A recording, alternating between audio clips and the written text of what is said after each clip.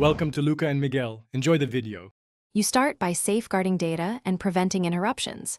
Back up your important files to Google Drive or a PC because resetting removes local data. Once backed up, sign out of accounts or note passwords to avoid factory reset protection locks. Make sure the battery is above 50% or keep the charger attached.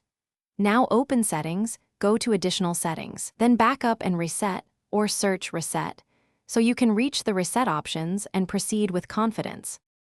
You now pick the correct reset option and understand consequences. Tap Reset Settings to revert system defaults like network and app preferences without deleting personal files. Choose Erase All Data or Factory Reset to restore the phone to factory condition and wipe internal storage. Once done, the UI will warn you about removed accounts and apps. Read that screen. If you encounter a Google or Realme account lock, you must enter credentials after reboot, so make sure you have them ready.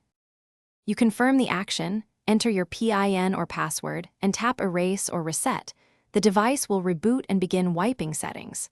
After reboot, follow the on-screen setup to verify network, account sign-in, and app restoration from backup.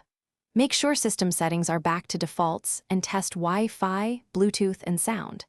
If the phone fails to boot or stays in a loop, use recovery mode to perform the reset again, or connect to a PC for a firmware restore as a Thanks for watching and please subscribe. It's the best investment you'll ever make.